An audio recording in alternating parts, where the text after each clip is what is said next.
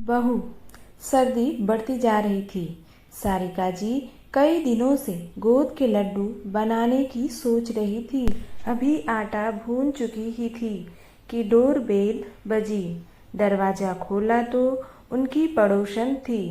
घर में प्रवेश करते ही पड़ोसन सोनाली जी ने कहा, घी की खुशबू से घर महक रहा है।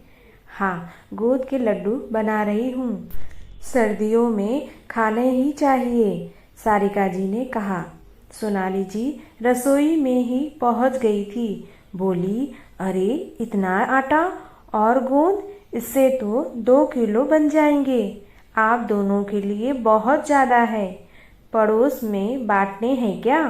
हाँ, ज़्यादा है, पर दोनों बेटों के घर भेज दूंगी। दोनों बहुओं की नौकरी में फुर्सत कहाँ मिलती है। फिर मुझे तो सारा सामान इकट्ठा करना ही है।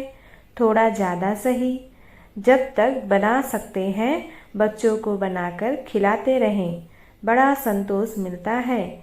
मेरी बहुएं तो कहती हैं कि आप खिला रही हो तो घर की गुजिया, मठरी, गोंद और तिल के लड्डू और अनेक तरह के अचार सब स्वाद से खा रहे हैं। हम लोग तो रोज का खाना बनाने में ही थक जाते हैं। सोनाली जी ने अपनी बहुओं की शिकायत करके मन हल्का करने आई थी, लेकिन यहाँ तो उल्टी गंगा बह रही थी। वे तो अपनी बहुओं से आशा करती थी कि अब वे आए तो कुछ बनाकर लाए। उन्हें समझ में आ गया कि क्यों उनकी बहुएं ससुराल आने से बचती हैं। अभी तो उनकी उम्र ही क्या है जो वे बहुओं से सेवा की अपेक्षा करने लगी। उन्हें सबक मिल गया था कि माँ के हाथ के व्यंजन बेटे बहू के जीवन में ही नहीं, रिश्तों में भी रस घोल देते हैं। उन्होंने भी निश्चय किया कि वे भी सारिका जी की तरह अपने परिवार में प्यार और खुशियों का अमृत ही बांटेंगी, शिकायतों का जहर नहीं।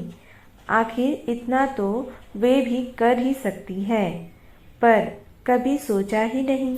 दोस्तों, ऐसी परिस्थितियाँ सभी के घरों में होती हैं, लेकिन बहुओं के सुख दुख में अगर सास साथ दे तो घर खुशी से झूम उठता है। और बहुओं को भी अपनी सास का ध्यान रखना चाहिए और उनके सुख दुख में साथ देना चाहिए।